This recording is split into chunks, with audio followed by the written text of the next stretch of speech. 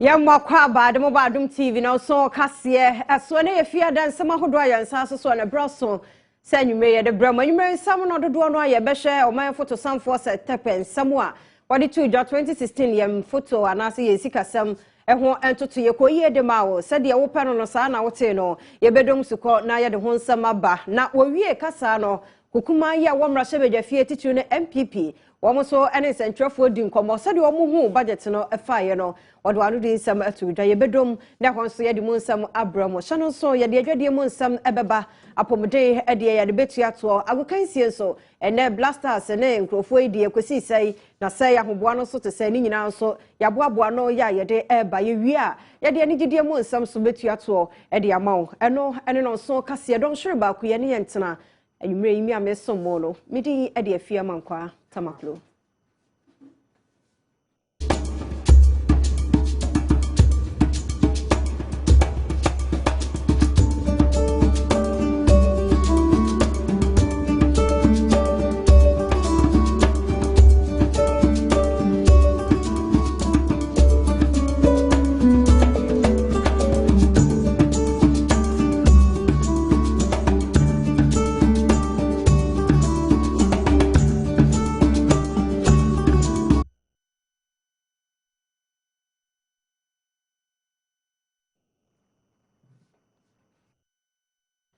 Yamwa kwa Adom TV no so kase no eso channel so kwa adomonline.com enyume nsama ye de bani nyina no ko ho abenya bia kenkan na fei wanya bi so ahwe like Adom TV page and so Facebook comment bia de gu ho ya krado ye be ya no e de ama fei nya bransam no nchire mu no ye mfa emmamo ene dey e no mai photo samfo ora setepe ko mra hye fiem na fiem pino ene edunsia se de yesikasem ho ntoto ye na ban no aye no afa ene sani ya wachichemu bia enya ne de no ora setepede atudwa wakasa bebre fa niema hodo ho na nyina hoodi mu nsam eno ho hia Ghana fo yie papa fise dum so ne yatena che nti ye hwe ni mu se jamfie mpino ni dunsia mu yezika sam no se na wo mo ye ede atisi eho ensam ni kiremu no ora setepede tudwa ro mo hye fie mu no Adom TV amanebofo ho ede enkaye no eba.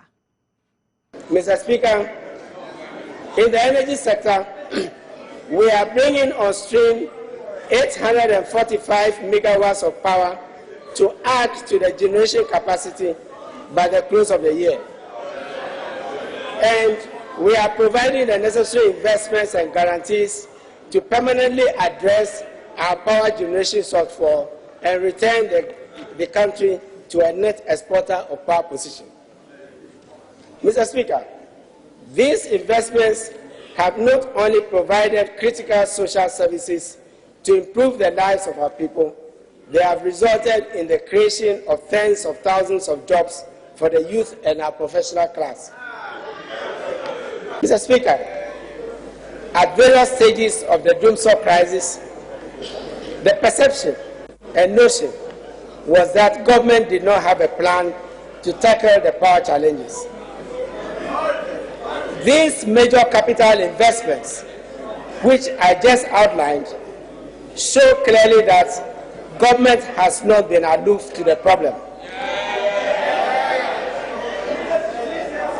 To an extent, we appreciate the impatience shown at various times due mainly to the loss of productivity.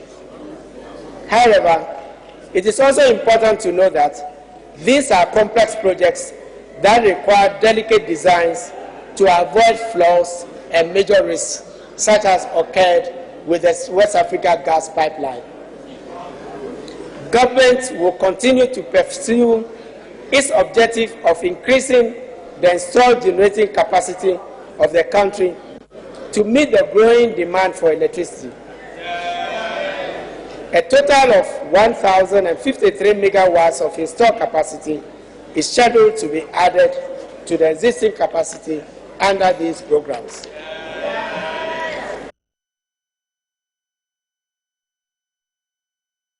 Ora se tepeno no na otes wo sabrofo edigu ho no na da ye te se yakra bi dia beka ho so de tia ne tie bo mpaye safi nkwa wie ye ne na nyina mahode ho nsam no wo mo aye bibi e de afa ho na yenkwa kokuma ye wo mra hye bedwa fie titiru ene MPP amanyoko no ora se tepe ekasa wie ye no wonso ene sentrafo di nkobo na ho na Dr. Akoto Osei oni di wo mani modi to ja kire mu se budget ne de eye dead goat budget na je se budget budget funu hwinim enka hwe emu nsam so Adom TV edi kire mu no eba.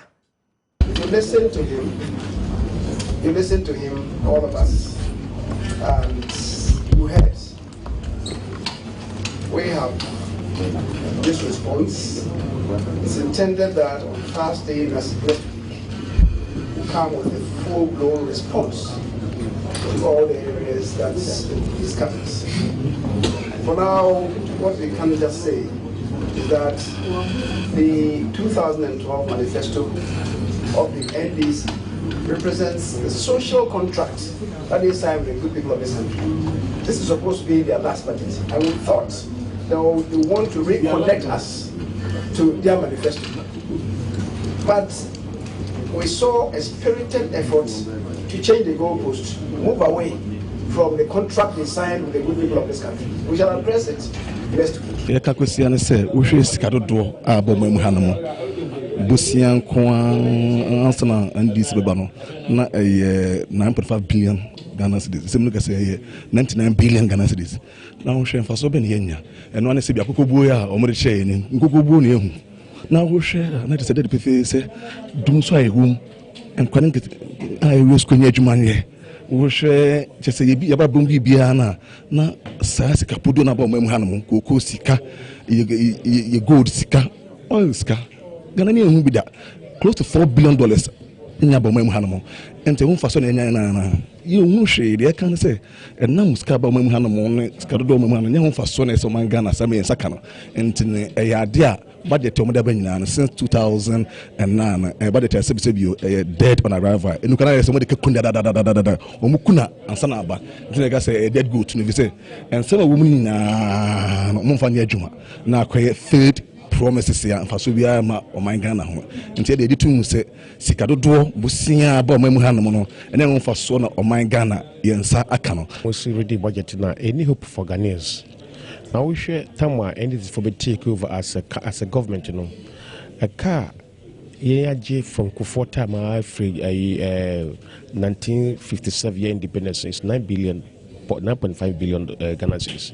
Mobile 7 years pay almost 100 billion Ghana cedis. At the end of my year, I say, what may improve on the infrastructure of this country. It's especially second for at the end of the day, no, they want 2 square meters a day. Money to pay for their school fees. Where they are it had to be a year or a year crowd no more boying. Hope be new budget. A year who sempa. See, I'm sure near see a buying of a trust the idea so best second and 4 you mean do so in 4 years. You who one it budget the hope be a magana for era who sem. It ye catch a Ghana for say, or for going to Mohufu. Say, Bea, ye a Bible Trodom, or Mon Chiromodo, Neman Nakufa Doniva Baumia, or Mon Fat economy in Co and Nim, Nankana for many near Hontoye. At the end of the day, no, Opia air so far.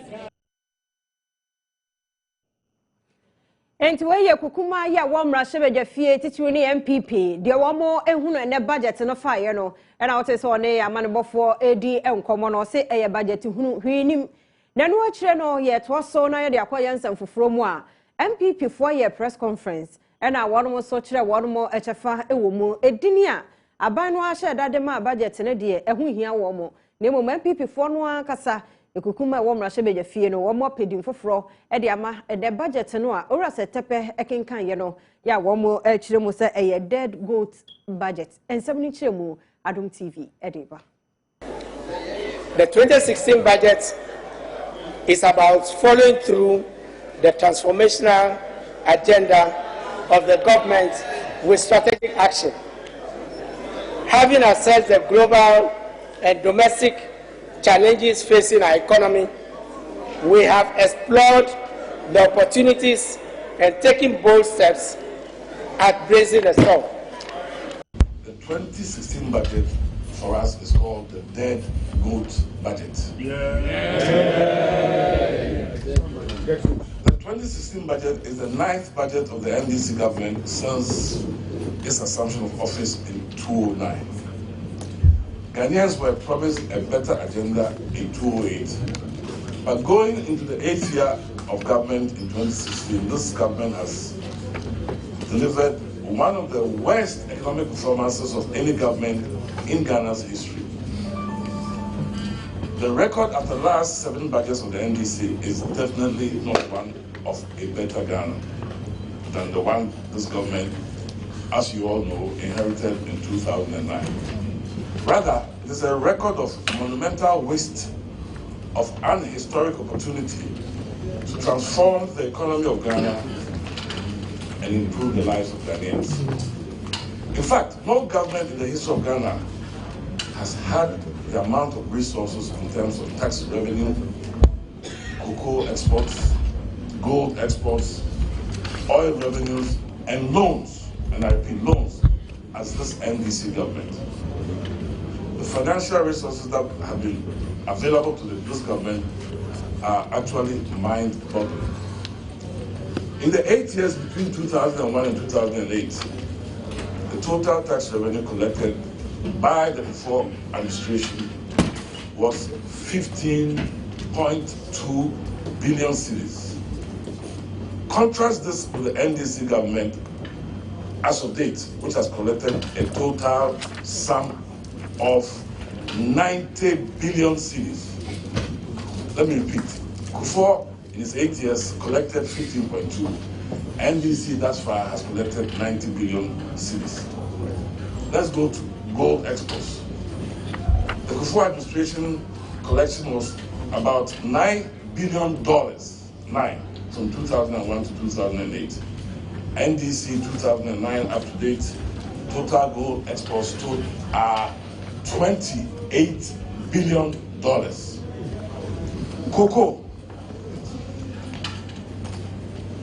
John Ajegun Kufuor's government's collection for cocoa exports amounted to only $7.4 billion. Thus far, the NDC has collected some $17 billion. Let's go to oil. Of course, Kufuor did not, he discovered oil, but he did not enjoy any of the oil revenue. By the end of this year, Ghana would have exported close to $16 billion worth of oil, and we Ghanaians would have earned some $4 billion from it. This is in addition to what I've talked about earlier. Now, let's go to loans. From independence in 1957 to 2008, Ghana's total debt amounted to 9.5 billion cedis.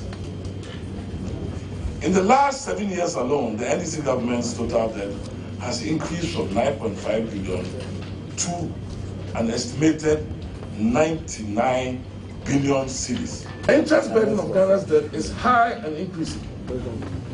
In 2015, the interest cost estimated, let me say estimated because the year has not ended, of 9.57 billion was 6 times, as I said earlier, Ghana's oil revenue. In 2016, he's predicting 10.5, and I saw the budget. In 2016, Dr. Akoto Osei, and I say Anthony Akoto Osei, now to say what day, and someone who draw to the MPP for one who film pinini edunsia, Yesika, someone who has set up at the Batu Jano, one more day to Jania Guswaya, one MPP, I catch him. Now, a year one presidential candidate, the running mate, Dr. Mahmoud Baumia, Alaja Bekanidino, who one also said, you budget and someone Adom TV Cassie, Edim Comwe. We were happy that we found oil, but the borrowing of this government, the reckless borrowing of this government, has compromised the whole oil discovery. 6 times, you need 6 times of our oil revenue just to pay interest, not even capital. It's interest on the debt. So it is a really sad development. I mean, what fundamental issues that affect this economy have been addressed in this budget? You should ask yourself, what fundamental issues? If we had spent, the monies borrowed, and that money borrowed is the equivalent of some $37 billion over 7 years. Now, can you imagine what $37 billion can do in an economy? $37 billion. I mean, it's amazing transformation that you can see. The investment the government is talking about. They are going to add about 800 megawatts of power. But we are talking about a record. You can always talk. We are going to do this. We are going. The question is, what have you done? You've had 7 years in government. What have you done?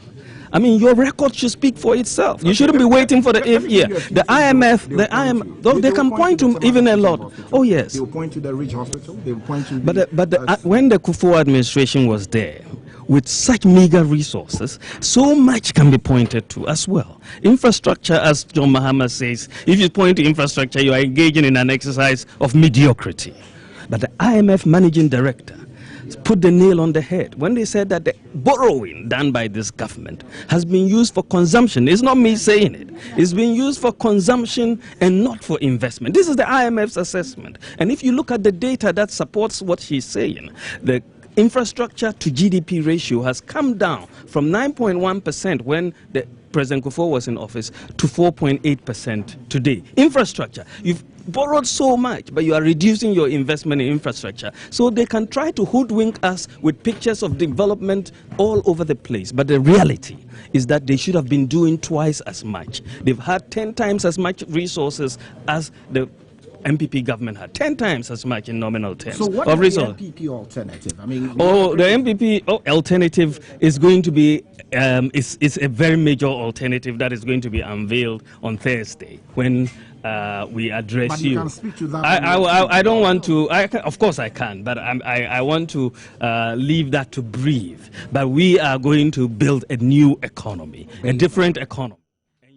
Alhaji Dr. Mahmoud Bahumia and I would say one so the central for dinkomo ene ebra eye ora sektepe odi oman ye sikasam ho totie mfimpi ni dunsia no one central for edi enkomo no akoba ni say no a wasa Adom TV kase e komonten so na ye ne Ghana fo so kodi nkomo so anyanya bia nsam no ora sektepe di tu dwa no te ase ana de wo panyina no wakan ye edi tu dwa ma wana wo manfo bia dwenkyere ne se some he couldn't one more. A bit of cry here, dear one more party, no, and you know one would say, Abna Abrefi, Ajma comments on your mouth will be, it didn't come in.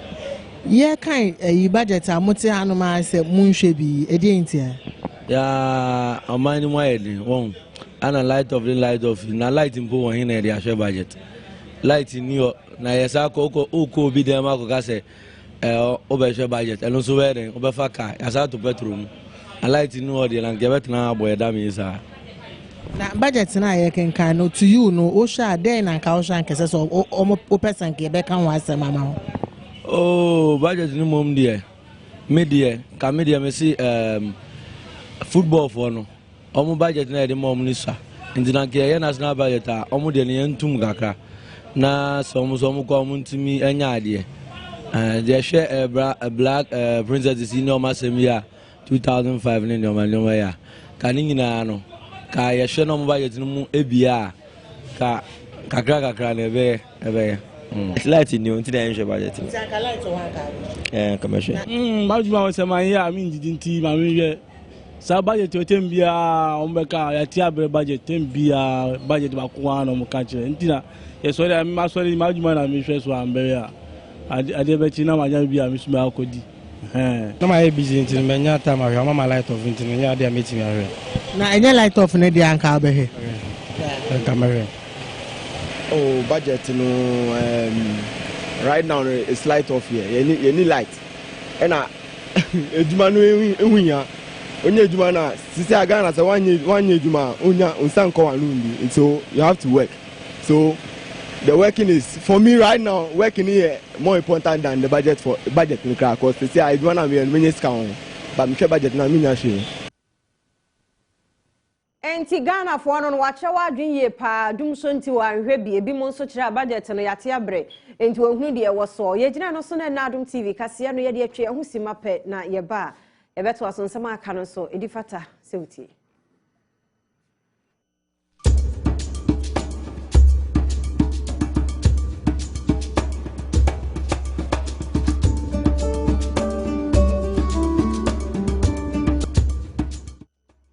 Yamakwa bad mobile Adom TV no so kasia so channel so kasia lip tomato paste wo mada roma ena mbo ya chidom na ya de bram yanto so nkonsem foforo mu asofo ya wonu na hwa papa mamu ni nkro kuma ne mpunto so Alhaji Collins Dauda wode na watcho ba akopɛ ede ama mensi akra chimpanifo nyina se dustbins na aban ede mema wo mu no wo mu hwese na watcho ba kono bia ede ahyensode ebebo ho nte saa de ne yemra ena wode ebewe wo mu wode Adom TV kase ene din komwe Oswafo hwe nkurukura memu ni mpuntojuma ho nsem so Alhaji Collins Dauda ede na wotwe amma aban anemsifo no man yafa na bebiara se wono hwe se mia ya wono wode dustbin besi wo se de be ya obi ye nwura ne kura no a wode betum na afi omanfo nya nwura engu basa ne nkoja ye nse ade se ye nsisi krumu ansa na honedie akoso Alhaji Collins Dauda ede nsem yitudwa ebra na Elmina hene na nakondi otoso nsia eye amane ede edi ni mfie eduonum yensa ne nam so nti wo ye nsisi kase a otonsa ede frɛ no ochiremu a ebehia se ahonedie bekoso efrise enema pii ho anipa bi ya emfaso eniso the waste bins mako 10,000 ene de ba region ya cheche e de ama mansini ni nyina na asema meka no wona se sa waste bins no enye ade a wo se edigu store enese kwa no wo baabi a wo se edisie e wo dom ena a pound lorry parks me fa kuro no me hwe baabi a man waste bin ba bra edi ya pra no no so sukom de no anu so ru aja ro ba to me ka se ru baabi a nana order obi se won peke rubber a wanu so wo mo se me se waste bin bi si ho no a ebia go fan to football but beto sa waste bin no enti be sro me ma na awotwe e wo se olebu waste bins ni bi na wo bwana ho ne to na de sisi krom na mema akrati fo abehwe after 1 week one samfo from one so no Alhaji Collins Dauda ya wono aye sofo a wo hye papa mamu ho samson ne ho dwiri ne yie papa bra wo bo epini eye 51 bronu bi no ewo edina ewo mfifiri mantemu ne nyina ene se womanfo etikro no mu ankasa hyeda abobɔ mpampro nnua yi bi ena eye lagun ba ko bi ewo ho eho no mu twa omoto kyese ono abuhu ye ne ho dwiri ne yie se nipa betumi aye seye eno eho ensem nti wonam so amane wode Adom TV kase adi nkomo akire nani gi a anye se nipa etikro mu ho ebetumi aye enema bi atisi wo ho so one Adom TV kase ene di nkomo Omanfo wono bronu bi efe ne 51 a ewo edina won finfin mantemu ede atodwa se ensem bi omanfo ka de egu nanimu asese ono de ono sode ye poano ano mote a wono eja wonanan no enya ade wo mo ne gi ho kra wono se eja na wo ho ise kopomu a ense bibiara nemum epomunam ena wono mo ya akese ma afarefo kopo a wono munya enam ne bi ede befie ade hye de ensem yitudwa ebra afarefo no mpatemu okosi eja na sonko bi ede ma wono no 51 a na afarefo no ni mpanyinfo bi ka se we beboa emaja omuja onanan gu brenya lagu mu no wono mo bejai wono se wono de ye wo mo besi enei emfumso biara ni hu se obi ba ko butu empoano na se bi wotwi nani woja nanan agupum na ensu na twekoma enam ewo pum nso enye bi edie anam na bomu yine tumi ya se wi nya ho amba mfumso biara no toilet this over day what 5,000 akwa consider at least wunya 0 na loku so bi na dey na etu me wan do wen sa ekwo hwi 5,000 people na go etu pa na etu na emo keke mi anu se ya wedudum pa sai ntoni ntina wo kogu ba nyo yempe 5,000 yanko wo ni 2,000 sunu mu ye ndakake nkura ya wade nkusi wo nkura da na mazi nkusi aka se intene makonya do amba sem na wo ka cha MC penyin da bia wo baba baye ni ya mo ama otumu akọ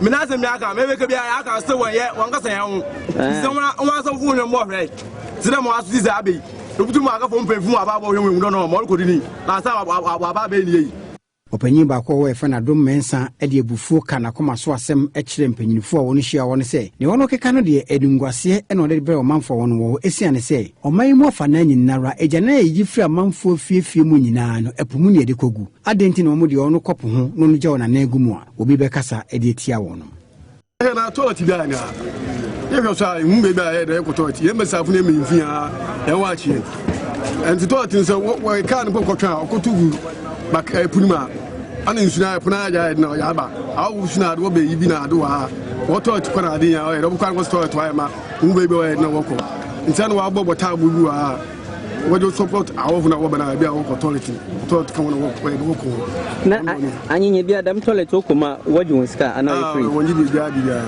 na bakaya wo je wonan wo minsa wo se bakayo ana ma toilet na ka na wo kwa kwina po okotubu epuna no wo ma osen babakara hu baby wa okotubu to tubu epunu wa akotumi so side na osen babakara nti won so wo ko gu bakane ma na wo hunfum le bia wo hunfum bia wo bia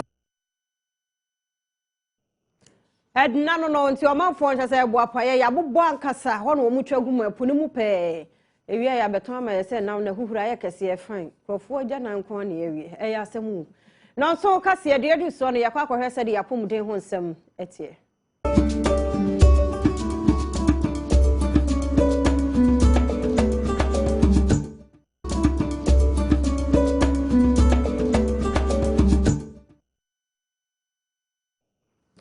Yamakwa abade edu so no yenhwe se de yapomden mo ensem etie ene yade jaundice echewa na wani aye yellow no ni ade no abeto dwasa abatan mu bi ehunu sa na ye pagya krai de na ba be sie awie moto awia se be ya jaundice yade enche no na so Adom TV apomden kase ene okunyini a wabene doctor pa ewo nkoda hu hwem ene yapomden ho nsem adi nkomo wose enye se wubehunu se bia wo ba na ni aye yellow nti wose jaundice no pagya na kosi awiem enchemu ode ma Adom TV no ebini Kane kwanchefo abedi etire bia na owo nurse na adwuma mu maame Paulina Mensa e de futu ama wofo no mu a empempi wono taide won ma eto awie mu se opese awia bo won so no se wono mu enjai na enye ade a eboa yene maame etire mu a ewo mu se eya na ahyede sonko bi wo se nkoda bi ho a ebehia no pawia na yede hata won kakra se de ebeyi a ebra yede ewo wo mo ne wonyina so no ebeye yi ewa pomdi mu wose ebrepoti ewo mu enka eyenifo miensa pe nensa wofo bi esori a wono mankoda no da wie no mu che ebro nifo miensa no kora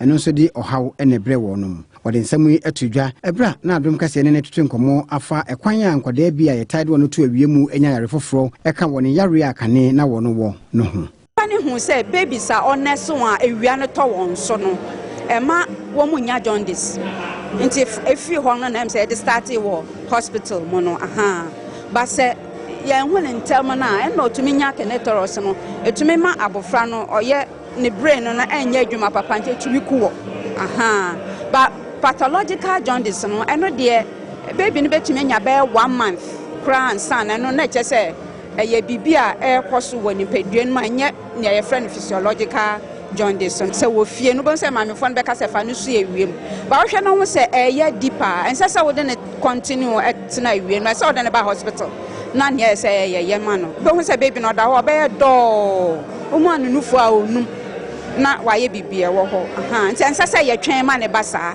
nti obatan bia okuta baby na hu se baby no ne kala no enya wo fa ense se wo tena ase wo de ne be ba hospital na nye se ye no yaye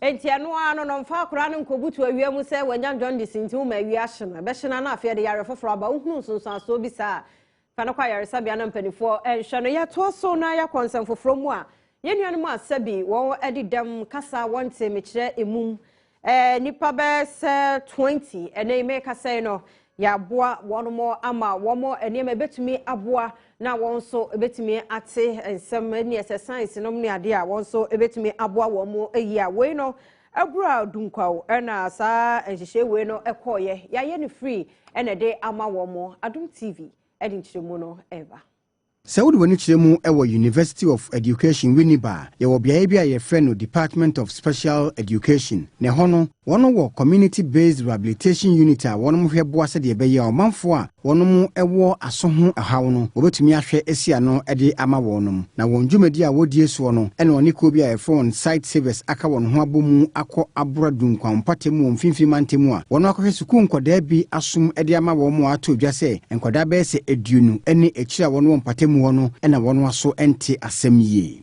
Coordinator of Ghana.Video no anu Ura Emmanuel akwesi echampon ebra wo kasa efa Ghana.Video wono die ede ama nkoda ahwe wona som no ho no wode tudwa se enema wono hwehwe nkoda no bi asom wono hu se ehihye mu eye pencil ebubuo ahwene ebro ene enema asorto bebre yehwe enema yehu afiri nkofo asom a nkofo no bi ho a wohwe a yetiri hu se bi kra yehu se ahwene I say beat ebi she bia so ehun say ebi a bro anase cotton asawa edi asomu ebi wo ha wo yi ne bia kana so wo hu nti di pen bi wo ha ehun sa enema bi nyina wo asom school fo nkwara ebi wo ha abo ene abosia ene pen ene pencil etu a ebubu nkitikiti bi she bia asom na sa ne mane nyina ye nema se ye hu ne ehia asomu a ne nsunsanso no se ebe wiase na waso no asikra oye hu di hu dwuma bia na nyi enu nti no se ye hu ne kane se ya na ya bo ho ban nti ye de team ni nyina ba ya ye wo doctor form ye wo nurse form ye wo geologist form a se dwuma die omobo a ye hwe asom ne hu a nyansa ne nimdie bia e wo se nkrofo ye hu mu ye de ma omo. Head of Department of Special Education Unit, Dr. Samuel Hayford, Edina Sema Vice Chancellor, University of Education Professor Avoka, Afewo Bosai Savers for Abaso, and Omebi so too Rotary Club for our one Laboni. So not to me at the car, and in Fidia who do be a one, so one from Quapro, one has obey and Quada, one was so anti seminal, one how everyone so. And that's Kase Koma, the Vice Chancellor of the University of Education, Professor Mawoto Awa. So no Wamayan Aquindia Nanchayamba, so Wamayan approval into Yentumba. Only Otiadon Mada Size Savers, I say that BBA was supported in any department or community based rehabilitation and disability studies. Was supporting him the students out. On how to service or provide services for the community.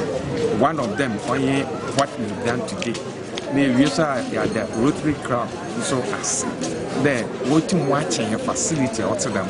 Yet to me do compressing classic at the costume one. Among one and Winnie Bank saying Nemum Yeba Mara Wokum, the Margot the Name. Where the also opportunity where the moody be brave near Yamu Maya, na say we pass a quabrani assume Casa Beda what's here. Upon de Cassiano, no, the Edu son, a Yanko Jomna Yanko said, the Dedia Moon some so. It's it.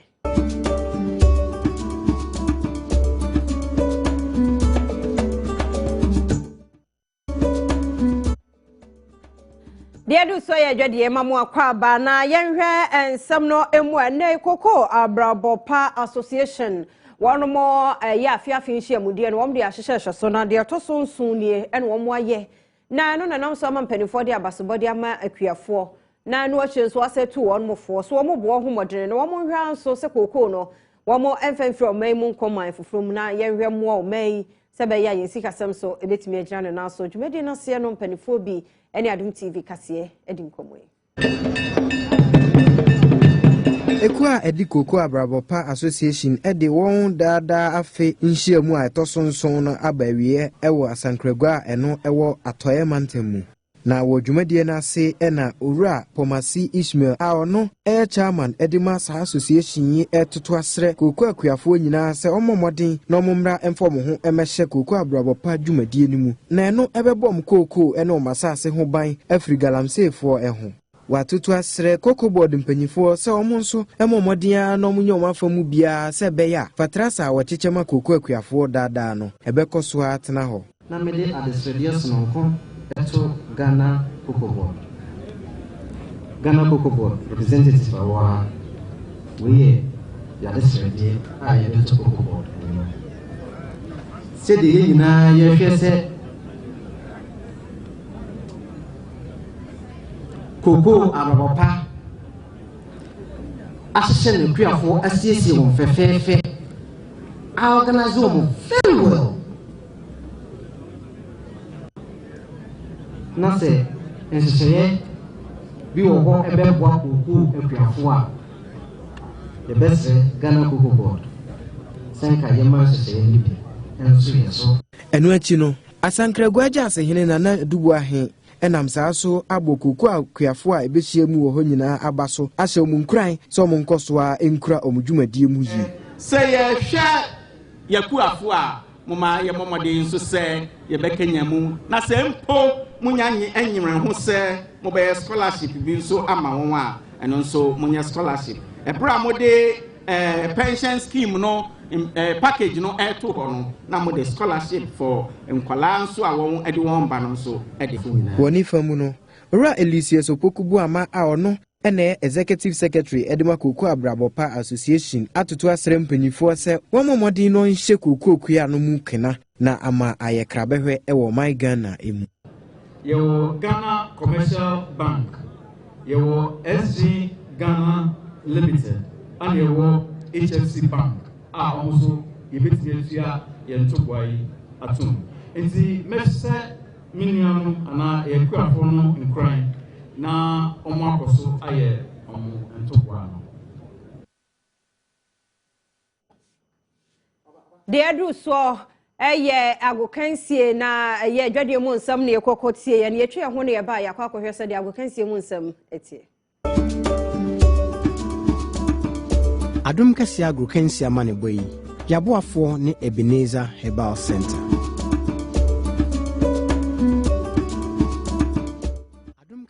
Yawa kwa ba de edu so no eye agokansie hye so se agokansie dwumade wo Adom TV eye no so kase so no Ebenezer Herbal Daruma eno mbo ye chidom na ye de bramo na World Cup qualifier no ye de ahyehye so ene huhunu Ghana ene Comoros so se de esi ekro ye ne wi akire na chese obi amfa eye atena antone nyonko ediemu aye goalless draw obi anhye bi se wo munyina ya pabene nyame yadoma ebenada ye hwe ani mu se Comoros fuei wo mbeba Ghana ne de ahye wo mu ne ho ne yentimi amfa ansha hade kiane ke wo se su na yenkohwe se de ne agokansie no na esi etie Comoros had a huge mountain to climb in order for them to qualify for the FIFA 2018 World Cup as they came up against Ghana on Friday afternoon for their second round qualifier at Stade Said Mohammed Sheikh Stadium.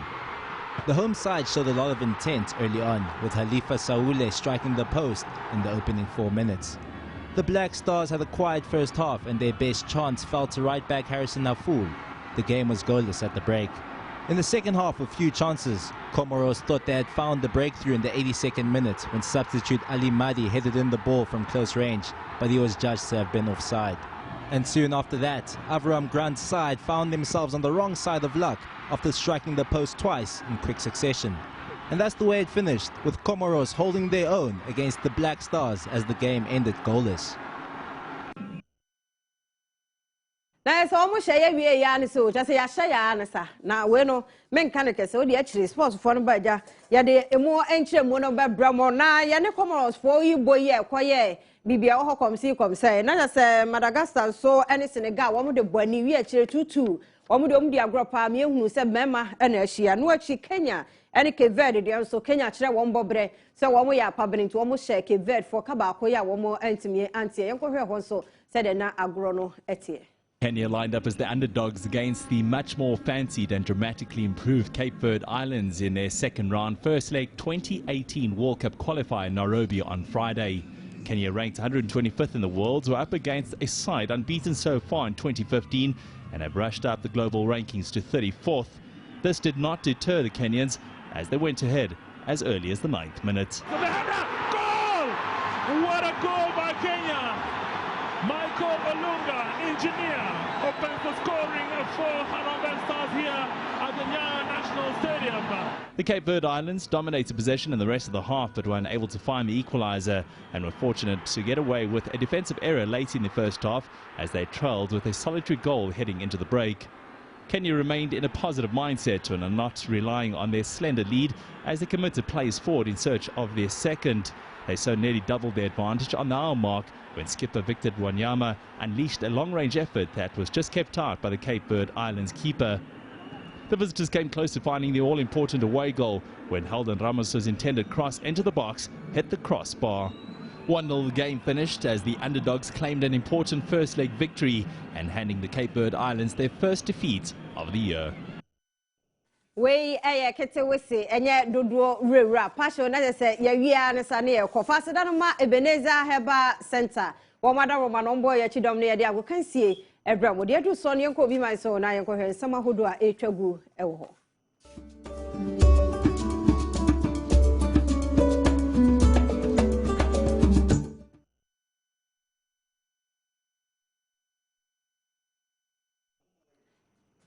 Yamwa kwa abade edu so no yenhwe se de obi man so nsam no atie nipa aduasan so make say what one ananum wonse ado mu 181 won so anya prekro ewo Lebanese one mo ahinkro emu na wo hwe se de eto na se eye topaye ena akeka bomo ama enei enipa yi atimi ato ananum wo nsiedo esa na wo hwe a eye hia eye wo mo babi eho ena ja womo ehyiehia ye Hezbollah womo ene yesuso se ebia womo enim ehu ebie civil war de benfie aduonu enum ne womo hunu bi wo ho na bibi se atumi asiama enipa etisi ahwe womo kwama ebi so eprepra ya emu edene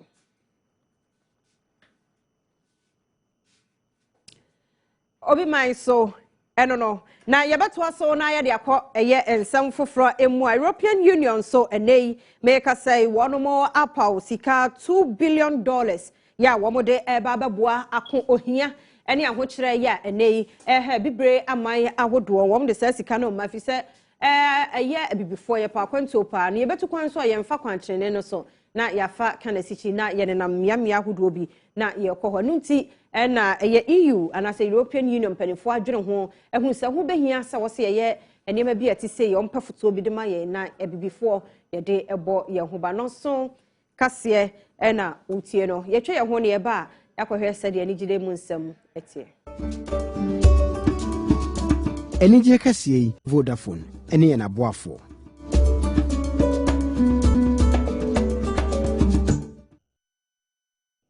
Dedu so ye nigide emo ensam nene eye fiada boja ye de ani ankasa na ye studio ha bema ni monyamfo kokodrofo ne on de ba manwumo a emi so yilu mba no ne ade fi on wo ho ye ade pa nso timi bo odonwuma kama odono timi chechire no na ne ni bedi nkomo na kwame abeka yensa ye ne bedi nkomo na ne mo ajo mejuso ho aye fenso medase odo be na ya na chechire wi mega se Ghana fodo promu kakra na obi hu Ghana mind do pesa utonyum no na ehu sampana na kwa mini me de fufura banti bia okay me Ekuba we bibi baby so achemio amama dream nyina ye minyai me do abremu so kamano amama told don't think time hey we bari to wana said we ade pa na enum de obo bi ache ampa wo de fufura ba na me so che yansa na ade bi bai yeah me tu kwan kakra nti me fi amano ne ba no me de fufura brema dofo nti enum be oh no title ne no parking no parking yeah no parking e say title kesi e be no wo be hwa nansen di aba ne se be ma bi wo ho a obe hwa oba bi bo e be wi ekire no no ode oba na si no parking oba bi so betumi a hye be ma bi bo baby we ekire no megura no the next baby no parking oh experience dem me will be oh there be me obi ayembi nti na me my feeling kakra na ehu my enison ye tie ye hu sampana na kwa mini Odimesi odo ye udimesi no parking makoma udimesi no parking Odontia, odona mi di dowe, enfa me sa di fumbi. Ay, odontia, odoyewe, odontia, ay, odona mi di dowe, enfa me sa di fumbi. Asamna no waka no. We dey come man me nyina. Wunya na so ni mu yie, mfa ni si no parking. Yeah. Na so hwe me yie a me te se de wahunu no. Ampa. Na edi nti na wo de dwene ho yie sa de. Tu kwan wo bibi fa wani so ana. Bibi fa meni so. Kakra fa meni so. Nti e ma mi hu se empempi na bi wo ha bibia wo do wakoma bekwa akodi no. Na bia akoma no so mfi ho ma. Nti wo se e do si baby na tenumi ababo nti ababo nti na fe na ye da na edi nyumu we ankasa specially no me pese me de eche madofo like me de che me fans mpai bo mo bo ma me mfi bibria me kokoji ma ho me wo music mu no omo abompaya ma metumi abanti me dey che madofo to say thank you yento hu ye ko ayi ho music shop ani akosesa there be me dey mom like me ma WhatsApp numbers nti o pay bia o type nana kwa me no parking na ma send nyum no dia ma I see single na say single ba ko pay ya YouTube YouTube, Facebook, Twitter, Instagram, baby, baby. YouTube, yanka, yes, coming to Intinyama. Yeah, Nana Kwame, no packing into. Director, I catch me so, or I call the Sianki, a pub, but I'm Safina. Process never, but said it be a never, but Banning any would have seen who will be come one. I say, yeah, me 10-piece album, Amaya, Baba out by Wayne, yeah. Nyuma management na dream was a yemfa what stay there for 7 years. Oh, any ache I didn't know chess akwentu na keke there be akwentu no na sisi no me won kwala nti na wo say betumi focus wo kwala no so yeah we obema time be say me o miensa mema mi no obaba ko o no mo be fenso me kewi why there it tell me say anwumre de enfo si hey paper ju mate ai ana yentie wonwum ne ba ko mra so o manya enya mai eyanwa me dumno na no say things no be advert like promo no ati YouTube video wo hono no YouTube that things that they wo hono no ba nyum nan kasa ba okay ani e beda wase em say afena process me gu so but kakra wo e da senyame nka ho na eja ya ntemfa de aka ni nyina bra say no so enche ya da se na kwa me e na wote say nwume ye de no edi nkomo de nwum na ba family si no parking ene de ye solid headline emfa ye nyina si no parking on pa atwo ho boko nya afena abegigi akosi sum na so and we single no ye gina na asemi so na Adom TV no so kase no aha na brema kwan na ye de mo asie lip tomato paste adaroma e no boy ye chidoma ye de bremo nyame ya Adom na wotwe ye simu na nkwane ahoden wo ho Adom TV ye de bebram na wotwe bremu de na se kunkum bagi aye de na kwa me ya hwebe bebo pa eye fine aduwa sa ye krado wo de to so ye de mo nyina se ya mo ne hwe eniti